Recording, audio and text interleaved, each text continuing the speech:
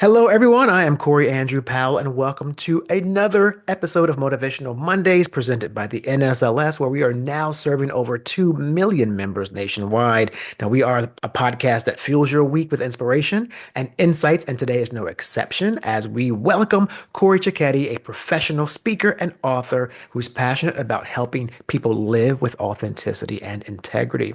Now, Corey also teaches business ethics and legal studies at the University of Denver and is among their most beloved professors. And as the author of Inspire Integrity, Chase an Authentic Life, he's spoken in 350 cities across 46 states, challenging people to rethink success beyond money and status. This is a really great conversation. Corey, so happy to have you here. Welcome to Motivational Mondays. Well, thank you, Corey, and you spell your name right. I had that ready for you too, because I was going to tell you, you're the second Corey I've had the pleasure of interviewing in 3 years, and you had the E. You had the E in there. Hey, So well, this is gonna go well. yeah. And I feel like telling people when they don't have to eat, like, there's something missing, but I don't want to insult them. But in any event, yes, welcome, and it's great to have you here. And it's funny, we have another similarity too, which is when I speak and do like my lectures, one of my biggest platforms is about living your most authentic life and your most authentic self as it pertains to you being your own personal brand. And so many people don't really get that. They try to separate themselves from who they are versus, embracing it. So let's start with your journey and what inspired you to pursue a career in ethics and character development. It's funny, I went to law school because I wanted to be rich. And, like there's a lot easier ways in life to be rich than to go down that path. So Mm, I graduate and I went to Duke Law School, beautiful place, beautiful campus, just awesome experience. Then I went into corporate law and I'm thinking, this isn't for me. I don't want to spend the night in the office and I don't, like I just want to do something different with my life. Ended up quitting. Someone died in the ethics department at the University of Denver, like a faculty member died. And so mm, I was on some list. I don't know. They wanted me to come be an adjunct. And they said, but now we have this full-time position. Are you interested? And I sort of said, well, that doesn't pay enough money. I don't want to do it. And I'm just glad I went to the interview, right? Like people have a calling in life, mm. while they're on this earth, and this is mine. And if I wouldn't have gone to that interview, I wouldn't have found it, at least like this. And so I ended up teaching. This is my 21st year teaching ethics and law to undergraduates. So I teach undergraduate business students and graduate business students, and it's cool. So I can still use my law degree, but it's just in a different capacity, and it's fun. Yeah.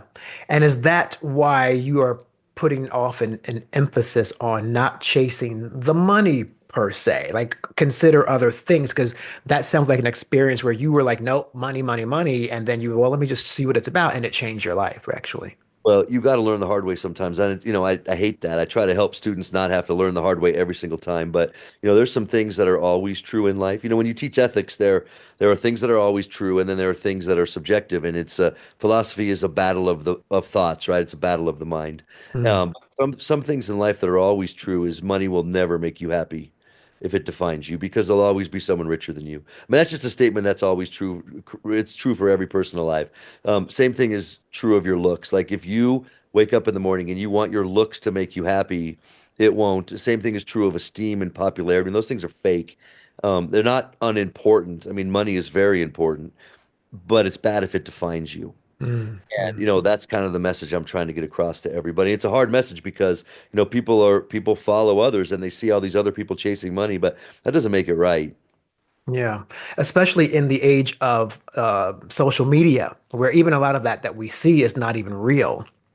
It's kind of this perceived fabulosity, if you will, and everyone's got money and fame, and like a lot of that stuff is just all kind of set up and it's fake and it's just kind of theater, and that's an added pressure, I would think, in today's society. Would you Well, think and they so? don't, they don't have money like you think, right? So here's my advice for social media for everybody. Okay, I go onto every single social media site assuming what I'm seeing is false. Until proven otherwise, right? So if I go onto Twitter, I'm assuming it's false until proven otherwise. When I go onto Instagram, I'm assuming that's not true because I'm seeing a picture of you, but I'm not seeing a picture of your apartment, of everything Hmm. around you. I'm not seeing how many shots you took to get that picture. I'm not seeing how you are that night, maybe when you're crying yourself to sleep, right? So again, when you're comparing yourself to thousands of other people, you will never win, especially when those people get to fake it in 1 second pictures. Yeah, and I love a friend of mine once said to me, "You don't take a bad picture. Oh, you just every picture is so great." I'm like, she did not see the 1,000 that I deleted before I got to this one. Like, duh. Like Took me last like, I have an assignment in my class where I'm going to ask my students to bring in the worst possible picture of themselves. Oh man, that's funny. Yeah. Just real life, so that the other Hmm. person can see, it's all fake. Yeah, yeah. And there's actually an article I covered a while back, a girl I covered a while back in an article I wrote. She's a model, I mean, stunning, beautiful girl.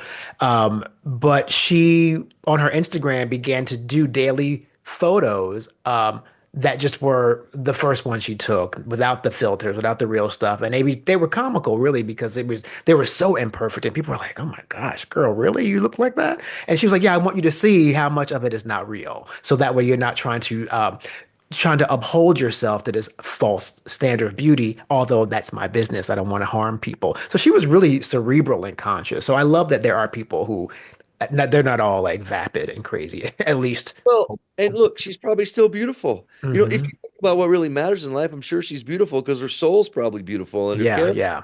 yeah, I've yeah. been saying a lot to students across the country when I go give my speeches. I mean, they're beat up about their grades, right? And I have to keep saying to them, your grades do not determine your worth.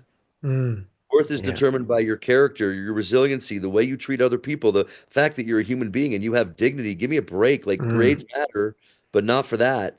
Like your beauty, it comes from inside, right? Your soul should radiate your beauty.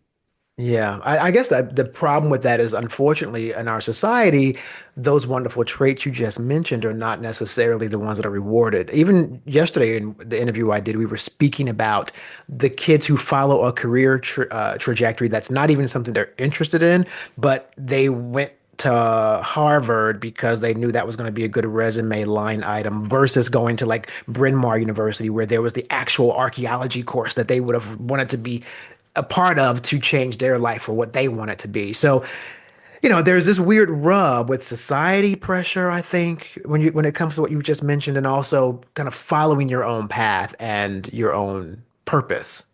I mean, you could do that, right? You can chase those rewards, like you said, and I agree, but you got to live in your body every day, right? Like you got to live in your life every day. And if you aren't waking up happy, it's not worth it. And Hmm. your little resume is not going to make you wake up happy. So, I ask people to chart their own path, make a dent in the universe. Like by all means, be as successful as you can, but do it in a way that's true to you. So is that actually the component? Is that one of the components you speak of when you address authentic success? Like, what does that Right. actual mean? Yeah. Yeah. You figure out. And the cool thing about my job when I teach ethics is I don't get to tell you what's right. That's up to you. I mean, I can just give you some advice, but if you're not authentic, so here's the word integrity. It's the only definition you'll never need. Integrity means you're the same on the inside as the out. Like Mm. if a structure has integrity, it looks strong and it is strong. A person who has integrity is one thing and on the inside and on the outside. And so if you're not authentic to yourself and you lack that integrity, you will never be contented. Hmm. Yeah, that's such a big one, and it's loaded too because it has a lot to do with self awareness, self acceptance. All of that has to happen first, I think, before you can be your most authentic. Because, now, correct me if I'm wrong, but it's a problem if you're in conflict with who you are authentically to begin with, Yeah, I mean, look, right? 70% of Americans claim, and this is an anonymous survey, so there's no reason to lie, that they don't wake up genuinely and consistently happy. Hmm. So you tell me what that is. I think you're exactly right. I mean, we're living a different life than we want. We're Yeah. chasing things that are fake. I mean, a statistics class works because you can take data like that and extrapolate it to similarly situated audiences, right? So 70% of my students in my class probably don't wake up happy. It's the same, right? Because it's just what you said. They're not living an authentic life. So on that same note, though, is it also a matter of they don't have a clear idea of what success would look like to them? Like, Right. what does that actually mean? So how can they even try to wake up happy when they don't even really know what that means for themselves? So my goal with everybody is to find out what's at the core of their life, their foundation, right? In this little example I have, it's called their blue circle. I have a blue circle in the middle, a bunch of red circles orbiting it. You got to figure out what your blue circle is first before you attack the red circle. So the mistake most people make, and the mistake I made, is I attacked my career without knowing what was even foundational to me. Hmm. Or I attacked my relationships or whatever without even knowing what's at my core. So the blue circle is something like if you lost that, you'd lose everything. Okay, so for Hmm. me, it would be my faith. For some people, it's a concept of family. It's a concept of community. It's connection. You got to find that first, then seek a career that aligns with your foundation. Mm. That's powerful, man. Like that's pretty deep, but nobody thinks like that. So they go to college, they pick a major for whatever reason, stupid reasons like I did, and then they roll off and attack their career before they attack their core. Mm.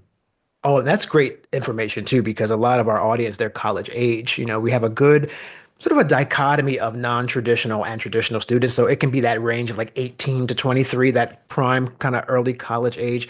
But a lot of people in their 40s and 50s who are sort of doing things over again, even older, sort of the non-traditional, sort of the second lease on life. What do I want to do now? And that's a really big component because so many of us do what is expected of us versus what our heart tells us. Well, advice I would give to students is you're 20. It's not too late because they always look at me like it's too late. My life is ruined. I know. Oh my gosh, to 20. go back, yeah. God willing, you've got all kinds of years left.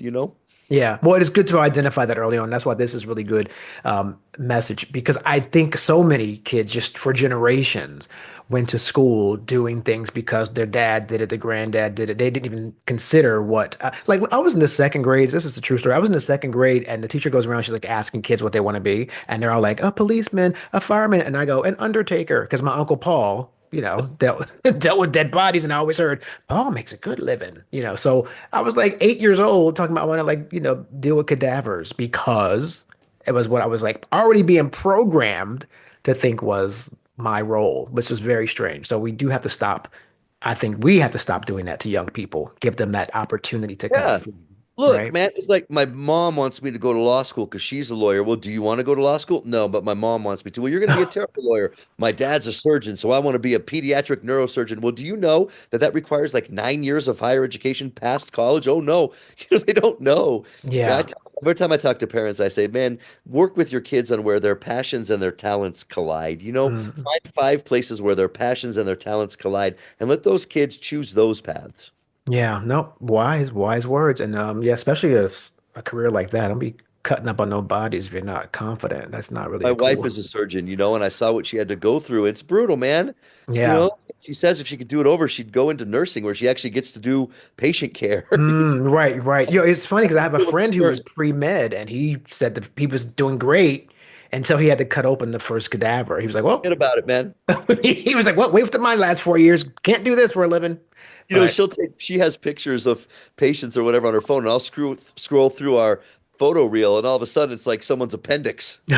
Disgusting. Like picture my kid, appendix. right, yeah, a spleen on the table. Yeah, I know it's part of the role. But you're right. You better love it though, I guess, or else you're not going to do do well. And that also, again, this is a really great segue because that's when you bring it back to integrity, sort of like being who you are behind the scenes as well as in front of the world. So, the role of ethics and integrity, how do they shape personal growth, would you say, in today's world, especially? So let's just take the concept of leadership, which is important to everybody, right? It's a problem. Like in this country, we try to train everyone to be a leader. But if you think about that logically, if everyone's a leader, then no one is because there's no Mm, one to lead. And we should actually be teaching followership classes. Like most mm, people are going to be leaders at times of their life and followers at others. But if you teach leadership, for example, without using ethics and character, then you're going to get the world we have today, where people are self-interested leaders only looking to advance their career. Like you heard about that guy that fired 500 people via a Zoom call. mm, He got on Zoom and fired 500 people. It's ridiculous, but I'm sure he went to business school. That's efficient, but he left the character piece out. And so morale is low. And every time that company ever has another Zoom call, the people are going to wonder if they're going to get fired. So to me, it's the foundation of everything important. mm. Wow, yeah, I do recall that whole story. And it's one of those things too where you think about the lack of empathy there and I guess where's that come that's almost, I mean, I hate to use a big kind of crazy word, but it's almost sociopathic really to do something like that and not even consider what that feels like for people on the receiving end. So I don't know where that a situation like that, I'm not sure where that person has gone wrong, quite honestly. You know Or what I people say? like that. Well, here's the deal. In order for ethics to work, you have to believe somewhere in your heart that being a good person matters. Mm, Right? That's why honor codes don't work at universities. Tons of students cheat. It's why mission statements don't work. You first got to convince people, deep in your heart, man, being a good person matters. mm, yeah. And when I see stuff like that, and I don't know who that person was, but like when I see stuff like that, I wonder, like, what's your heart like? Hmm. What's going on in your heart? Yeah, that's what I mean. It's kind of like a weird sort of thing to even do that and not consider how it's going to impact people. And for you, though, when it comes to your book, Inspire Integrity, that I mentioned in the intro, there's an emphasis on living with purpose and character, obviously. So, and you shared a little bit about your journey, but was there another pivotal moment for you that shaped that perspective on integrity, or was it that moment for you when you realized about you were taking a job that you didn't want and then you found yourself? So it was later, and it was when I started teaching. And I'm sitting there and I'm going, I have a better job than any of my friends. I did. I have more money than any of my friends. I have a nicer car. I've got a bigger house. I have a more elite education than any of my friends. Man, why am I not happy? Mm, I had climbed the ladder of success, but I never made sure it was leaning against the right wall. mm, So my wall was off. It's a circle. It's the same thing. Like everything was off, and I had climbed so fast, so far, and I was miserable. And mm. like you said earlier, man, I don't want to live like that. I don't want to live Yeah. 70 more years like that. And so I had to really ponder like what matters in life and how do I need to change my life so I can be content and happy. Wow. Yeah, and it's really amazing because all of our lives are so different. The journeys we're on are so different. And again, I referenced the interview I did yesterday because it was kind of profound. She was a former nun for 2 decades or so. She had been a nun, and an older woman. And she woke up one day and she was like, I think I'm done with this nun thing. But that had been her whole life, right? Wow. And had also had been an archaeologist. That was her second passion, pretty much. And she had done some kind of, and she said, I'm going to go back to grad school. She did like in her mid 40s or something, got her degree as an archaeologist and became an archaeologist living in Greece and Israel. And then she took that and she said, you know what? I want to write some fiction stories about these archaeological digs. So she becomes the author in L. Holmes, who's like this really big, almost like an Indiana Jones writer about ancient civilizations. Just this amazing thing. So when you say that, I mean, I want people who are listening and watching to know the power of that.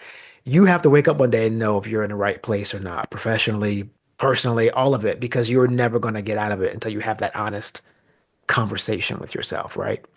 Let me ask you a question. When you Yeah. interviewed her, did she seem happy?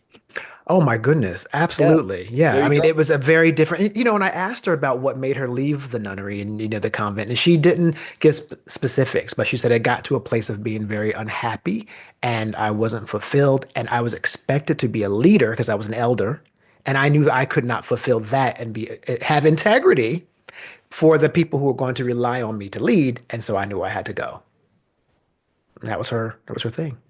Okay, someone like that who makes choices like that is going to wake up happy because she's being authentic to herself and to her foundation. And it doesn't mean she loses her faith. I'm sure she didn't lose her faith, Mm. right? She just goes, I want to take my calling this other way. Yeah, no, absolutely. She did say that. She goes, I still have my grounding in religion, but she divorced God in a way. That's kind of Interesting.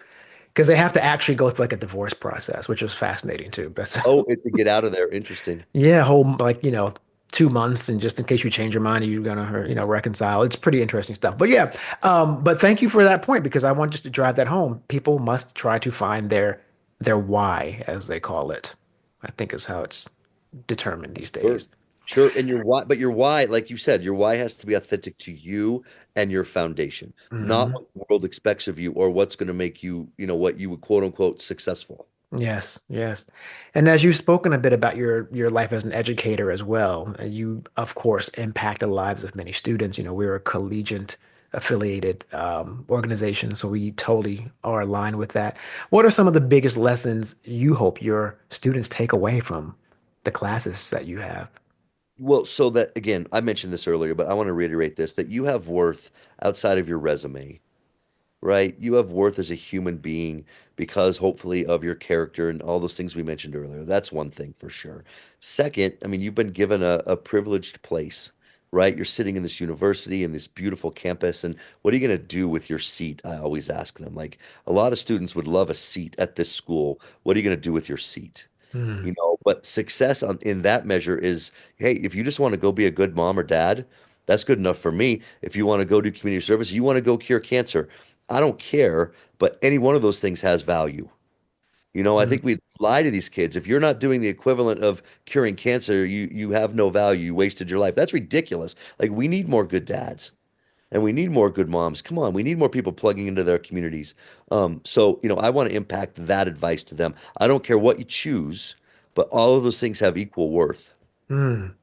That sort of reminds me of a conversation I had recently about internships, because that's another part of the programming that we do here.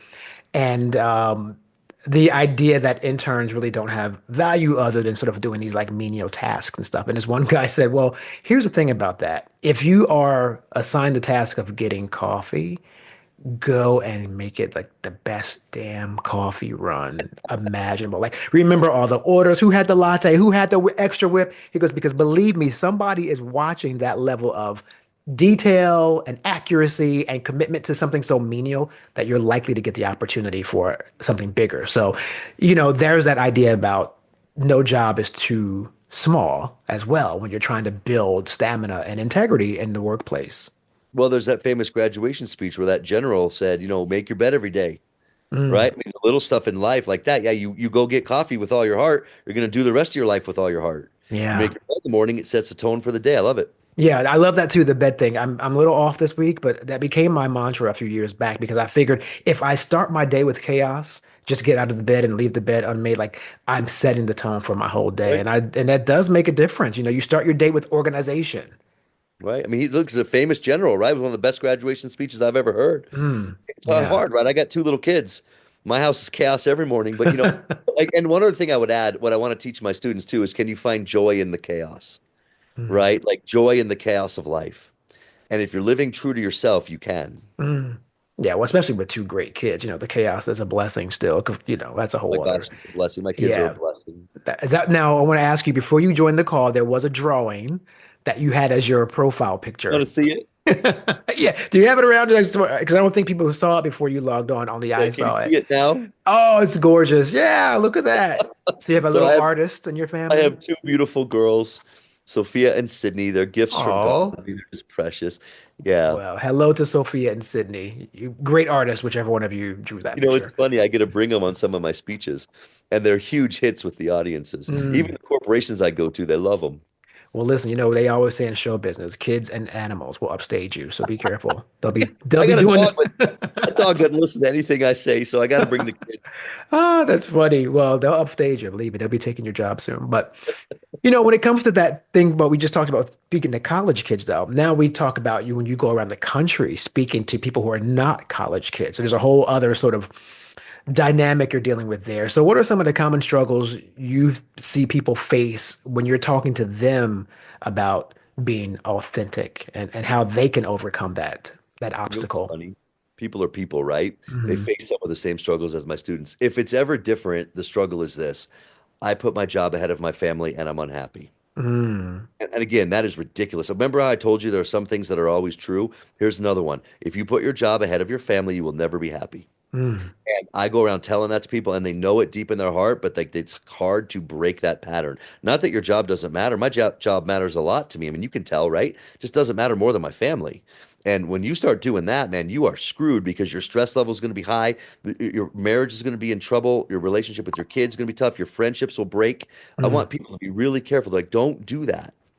Yeah, it makes me think about a meme I saw going around recently about the Grammy Awards, and it actually wasn't about the Grammy Awards, but it highlighted when Whitney Houston died, unfortunately, and Clive Davis, who's the label president of Arista Records, still went on with his Grammy party that night, and she was his biggest success at that point, really.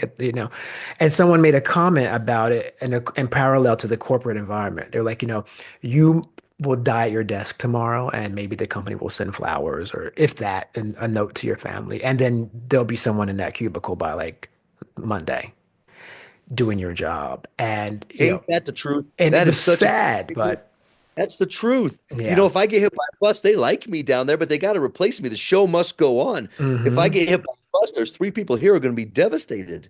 Yeah.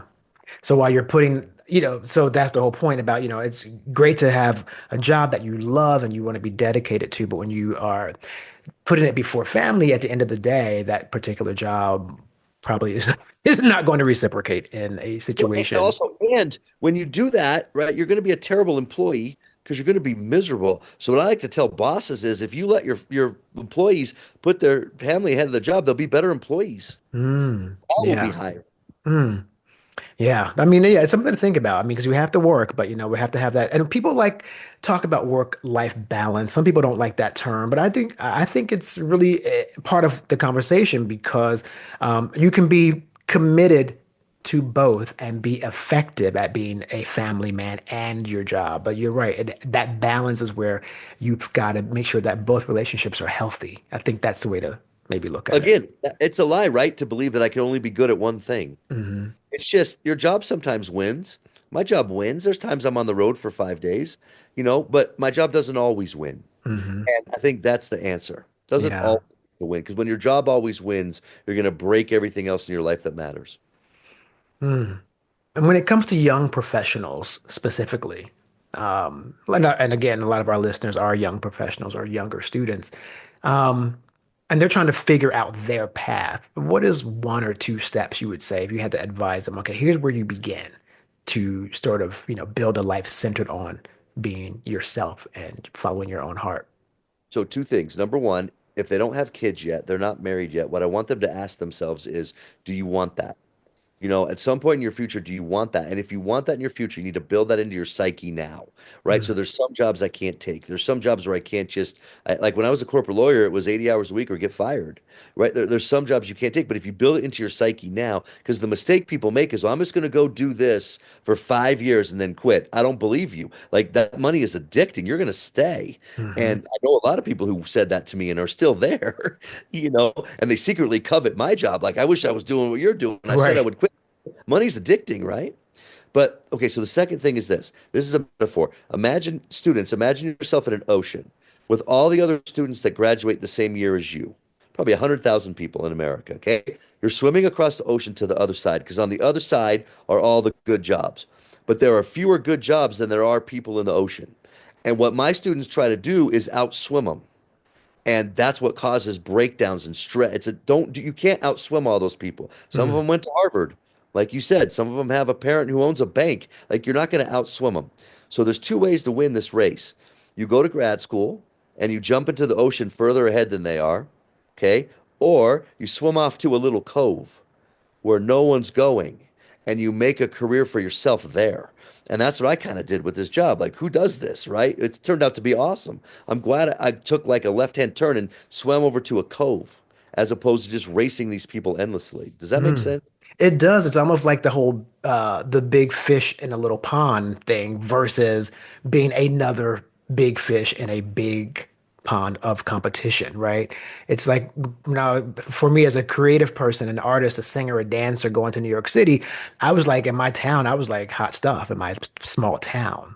So I got to New York though, and it was like, whoa, the competition there was more intense, right? So you have a better chance at sort of in a microcosm sometimes than the Well, bigger be a big fish environment. with big fish. Just get out of the rat race. Mm, Like, I got no problem with someone chasing their dreams, going to New York City and like maybe you're chasing your dreams, right? But if you win the rat race, you still die as a rat. You're just the first place rat.